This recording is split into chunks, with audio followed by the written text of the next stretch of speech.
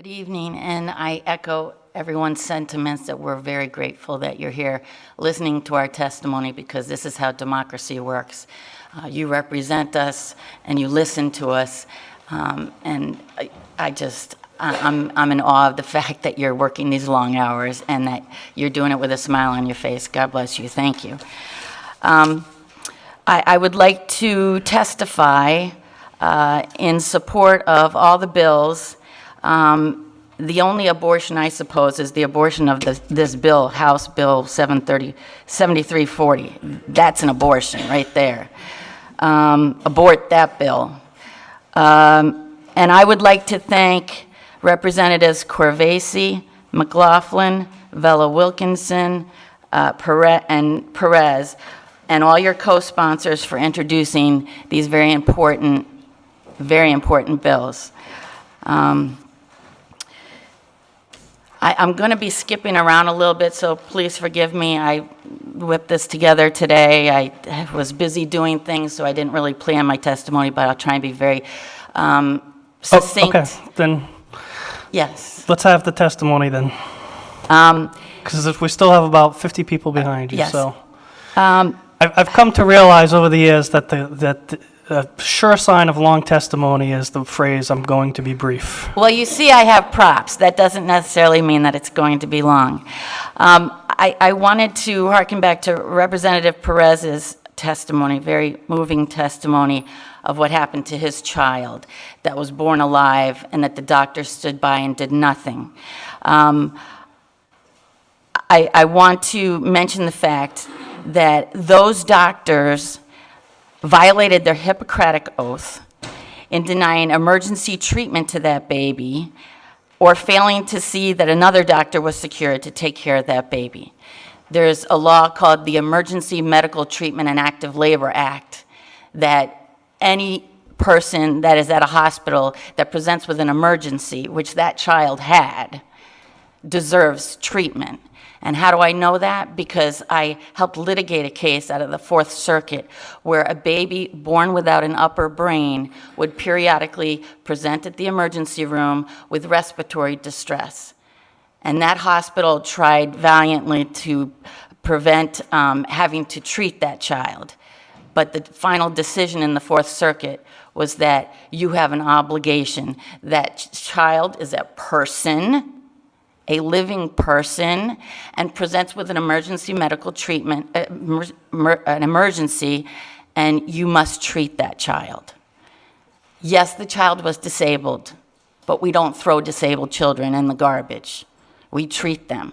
That child of Representative Perez's was a person under our Constitution. It was a born person. It didn't matter how many weeks along it was a born person that took its first breath.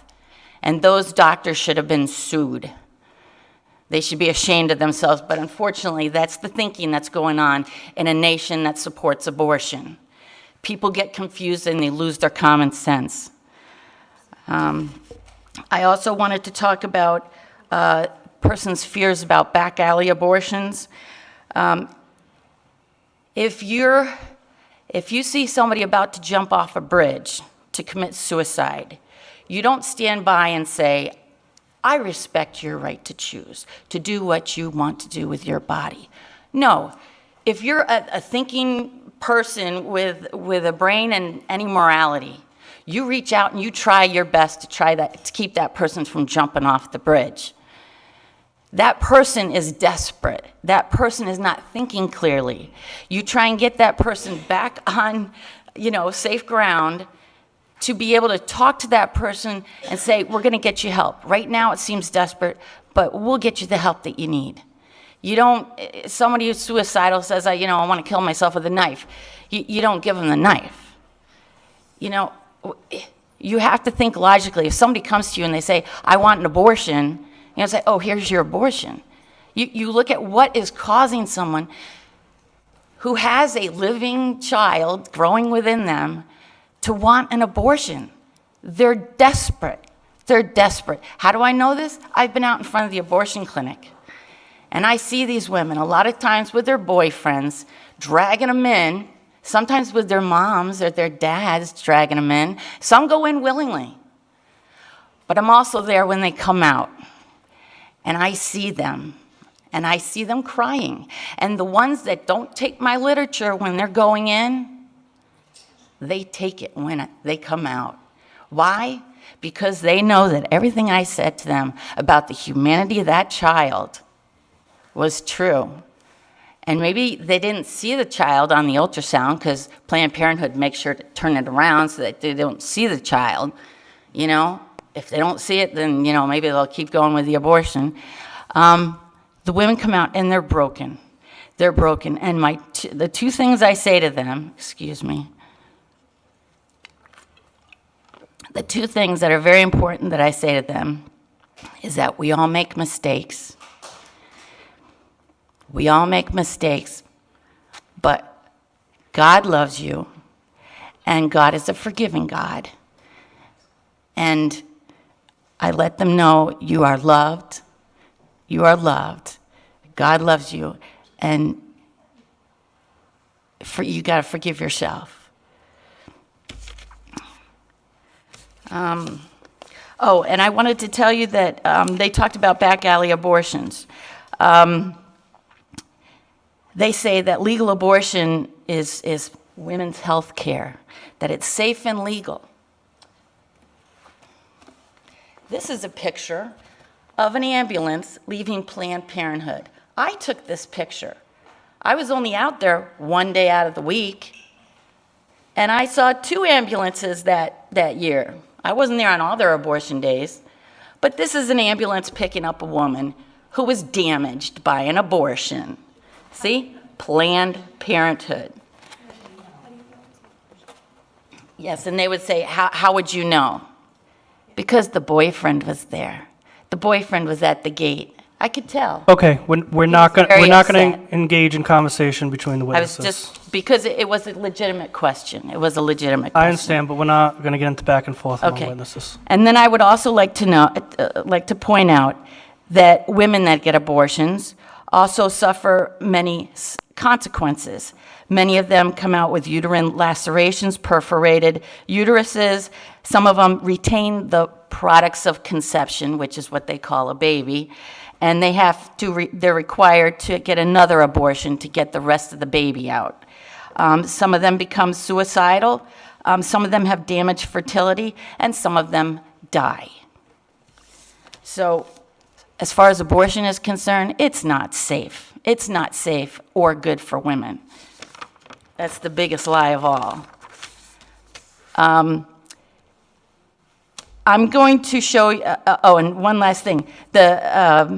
The basis of all our laws, as you pointed out, Representative Price, or I can't see yours, I'm sorry, Representative Filippi, the basis of all our laws is morality.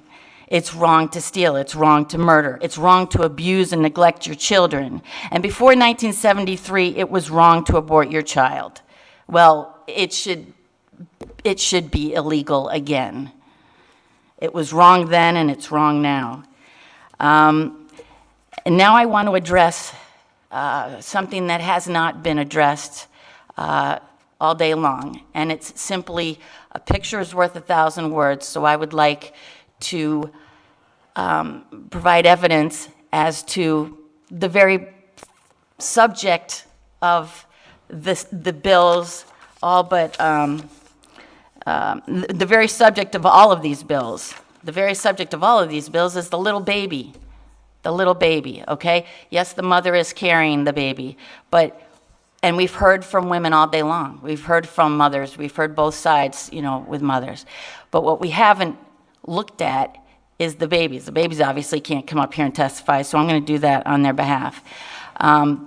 I would like to point out that in all of these pictures and models, I'm using fetal age. Fetal age is the actual age of the child versus gestational age. Gestational age is the age of the pregnancy, which counts from the mother's last menstrual period, which adds 2 weeks onto the pregnancy.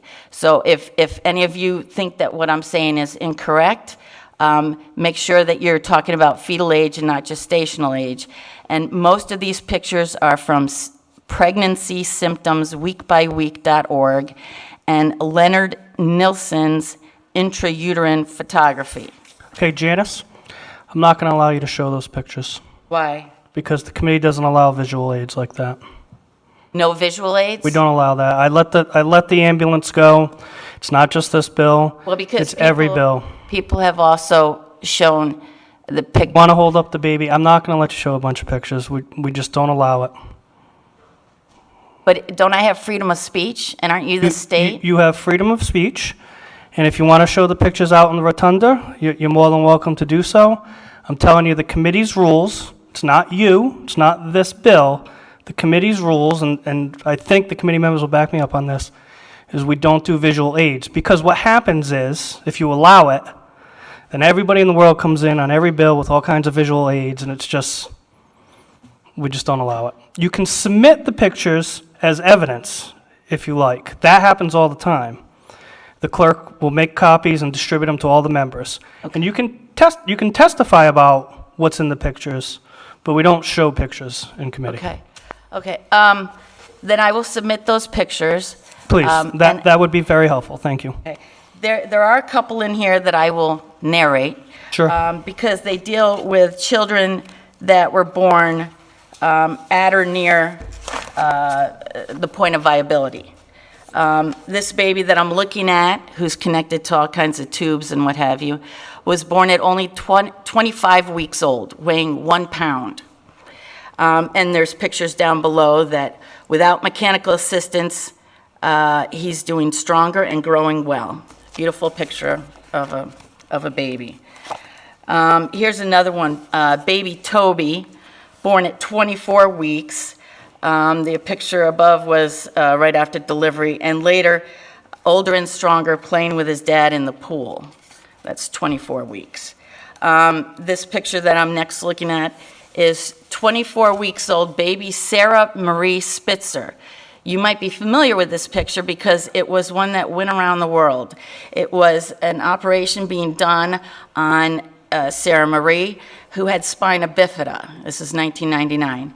And during the course of the surgery, they were able to take this picture that shows the little baby girl's hand come out and holding the finger of the doctor. That's 24 weeks. 24 weeks. And they were able to correct her spina bifida defect. And then the below picture is Sarah Spitzer competing as a champion water skier in the Special Olympics. Remember, 24 weeks. I would encourage you to look at the beautiful photography of Leonard Nielsen. His photography, his intrauterine photography of beautiful pictures of children before birth, was featured in Life magazine. The whole magazine was dedicated to this. Life magazine, the drama of life before birth. And the front cover features an 18-week-old child that looks just like a little baby that you'd have right after birth. Beautiful, beautiful baby, alive and growing in his mother's womb.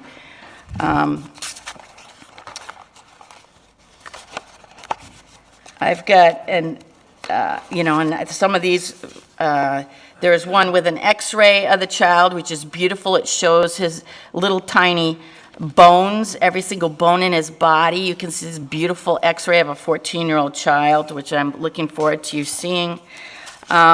There's also some pictures in here of twins.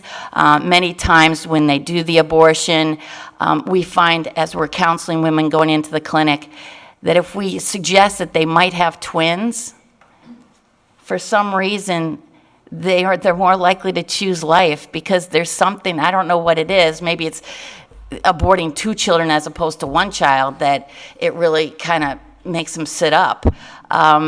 We had one woman that was actually on the table, and I talked to her, actually on the table, and she said, "I'm a twin. Why am I going to be aborting my twins? I shouldn't be doing this." And she got up the table, and she came out, and she told us her story. And even though it's hard to persuade the people to choose life, the women going in to choose life, many of them do, and they thank us, and they say, thank you that you were there. Thank you that you were there. So many of them are uninformed, but when they come out, you see that they believe us. They believe us when they come out. This 11-week-old with his beautiful veins in his legs. You can see all his sweet little toes. Oh, and some of these are women. Some of these are female babies. They're not women because they're not adult. But some of these are female babies, and they have uteruses. You know, as far as uteruses. Fingerprints. This is a picture of fingerprints that appear at 10 weeks. The baby already has identifiable fingerprints at 10 weeks. And then, of course, my visual aid that I wore, which is an 8-week-old baby. It's just my clothing. And the 12-week-old child, that this is what we use at the clinic so that they can hold it and look at it. And we're trying to tell them the truth, and that's the best way we can. I thank you for listening to my testimony. I wish I had known about the visual aids, but I will submit copies of those. And I thank you very much, and we'll pray for you. We'll pray for you.